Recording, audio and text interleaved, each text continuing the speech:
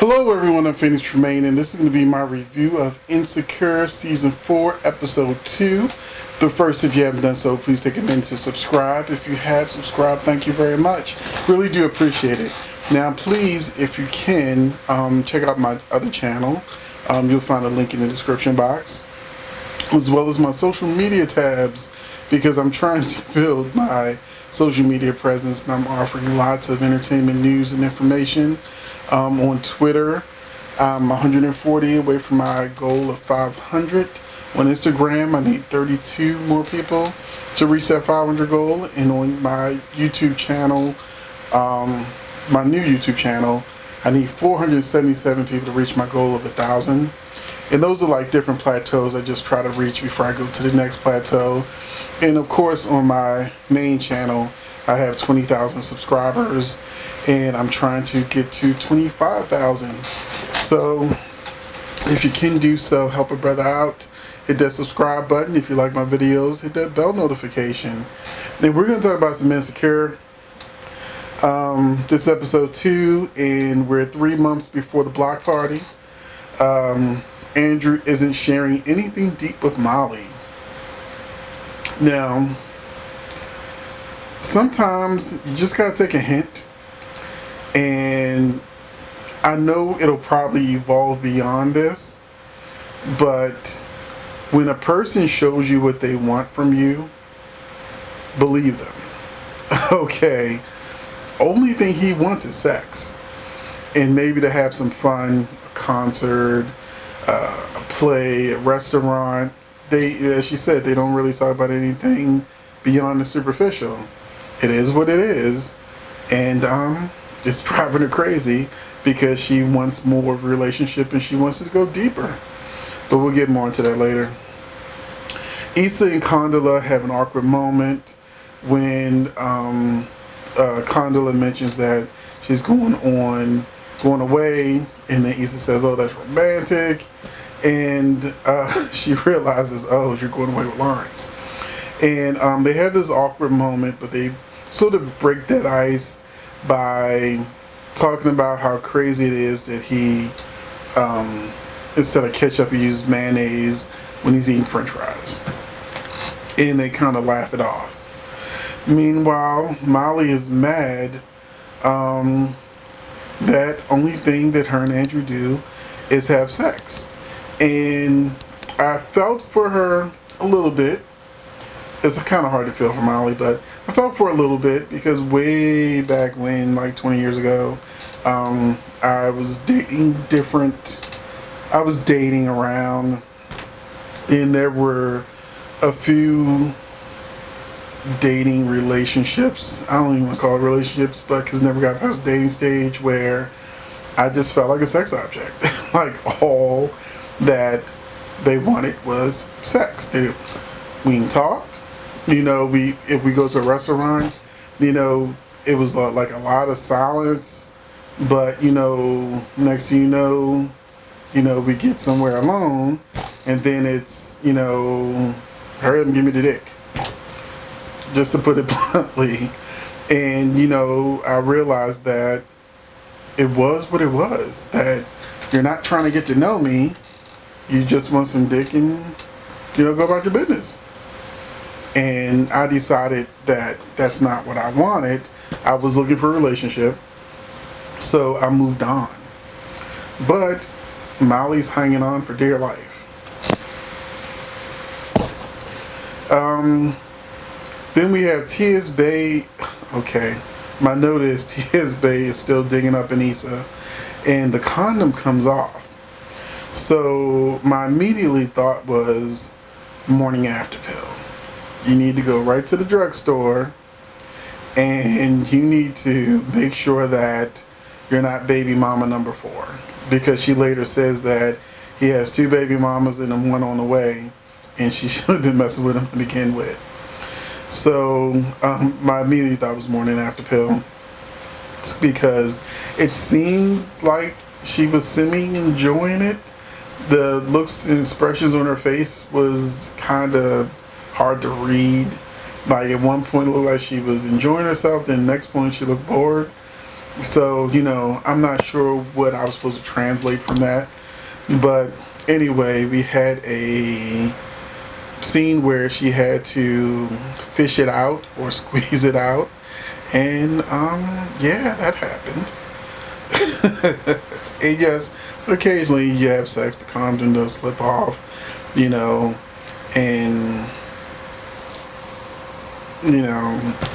it is what it is. Molly presses for a night in versus the Summer Walker concert that Andrew wants to go to. And so, as she, oh, we ain't got that far yet. And then they also have the next scene is also Molly, where she shut down at work when she's trying to talk to a coworker about Cabo, some suggestions for him, and he just kind of blows her off and walks away. As I said for my episode 1 review, that I have not seen seasons 1, 2, and 3. I've seen the first episode of season 1, and then I kind of didn't get back to it. Then I went on ahead and got the DVD set for it, Insecure, support Nisa, and then I never got around to watching it. And then people started telling me different things about the show that turned me off, like the use of the N-word a lot. And they know I hate shows that do that. And luckily in this episode, there was no N-word anywhere to be found. I was a happy camper. Although episode 1, it was used one time, but hey, progress. And, so I didn't realize that she had, I thought that maybe her and a coworker had screwed before and it didn't work out. Y'all can tell me in the comment section if that happened or if it was just something work related. But we get to Lawrence is uncomfortable when he finds out that Issa and Condola are talking about him.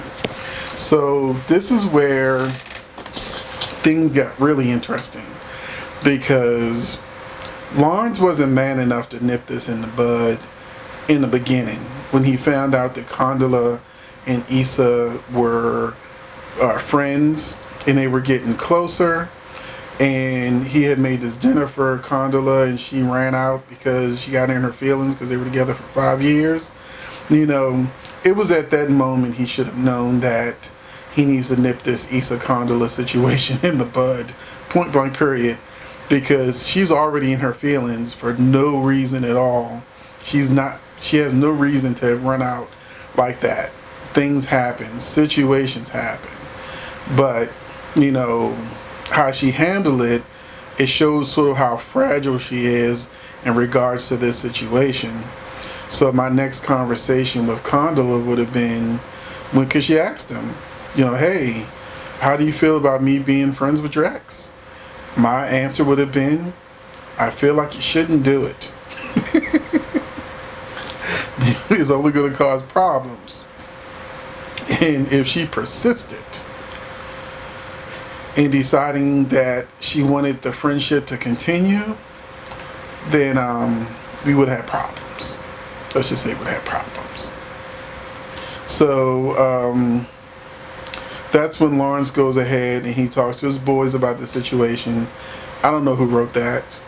Typically in these situations, because I'm a guy, I've been in these situations before, yes, there's usually like at least one person, usually they're younger, that give you the absolute worst advice to a situation, and then there's usually the person who gives good advice, me, who will give you the most rational and reasonable explanation of what needs to be done. And then you have random friends giving in their 2 cents, either agreeing with one or the other, or saying, I don't know what to tell you. So that his 2 friends were a little inept, and I don't know if they were supposed to be comic relief, but when Issa needs friends, she kind of got a good diverse group of friends to bounce off of, whereas Lawrence needs to talk to friends, and they gave him 2 people that were useless. Because the bottom line, to just boil this down to, there's a few things that Lawrence could have done in this situation. including asking Condola, how would she feel if I became friends with your ex, and that, we were having conversations behind your back about you. How would that make you feel? She would, of course, say, look, I wouldn't feel good about that. She may even throw a but in there.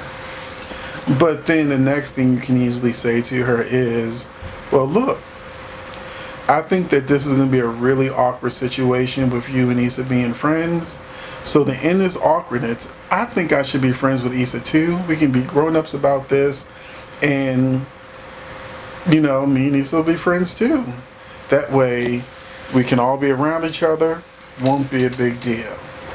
But just know that I am now becoming friends with my ex, and I have a feeling you may not like how that ends. Just saying. I think that she probably would pump the brakes on me being friends with my ex, if she's smart. So there's different ways to approach this, to nip this situation in the bud, because we all know storyline wise, it's not going to be a happy ending. And I have a good feeling. I ain't been watching the show for the last 3 seasons, but I have a really good feeling. Simple fact that Lawrence went to Issa, which we'll get to. Yeah, by the end of the season, they're screwing. They're going to cheat. Watch.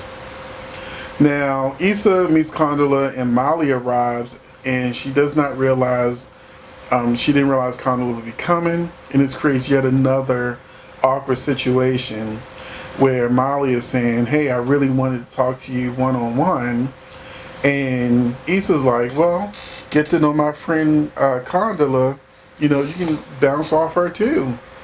And so it was clear that the awkwardness that ended episode 1 has continued. They've been avoiding each other, and Issa's fine with that, and she really wants Condola to be a buffer between her and Molly. So we got then we got Lawrence goes to Issa to talk about the situation, and I don't know if this was revealed before. You can tell me in the comment section that his first name is actually Martin, but that was like probably one of the biggest mistakes Lawrence has made, because now he has gone behind Condola's back to talk to Issa, and later in the episode, Issa's gonna ask him, did you tell Condola we talked? Should I say anything? We'll get to that later. But he has now created a situation where when Condola finds out that they're talking, behind her back, oh, that's not gonna be good. She's gonna be pissed. She's gonna be more pissed than when she ran out of the apartment when she found out that they were together for 5 years, and now they still talking. We know where this is going.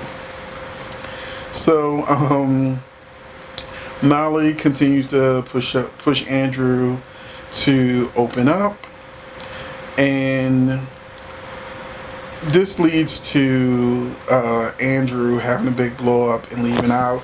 Now, she's a lawyer, so she should know how to approach a person about different subjects. When they are shutting down and not opening up to you, pressing them is only going to push them away, which is what happened. He went running to the Summer Walker concert without her, because clearly he does not want to open up and share things about him to her, and she's just not picking up what he's laying down. And we're going to talk about how that resolved itself when we get to that scene. Now, we got Lawrence. Well, we talked about Lawrence messed up because by not telling Con about the conversation.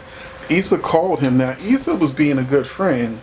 Most ex-girlfriends or girlfriends or friends would have probably tried to cover themselves by letting Condola know straight up, look, me and Lawrence had this conversation about, not talking about him, and I just wanted you to know that, we're not going to do it or whatever. And this will cause many, many problems in relationships because people are petty like that.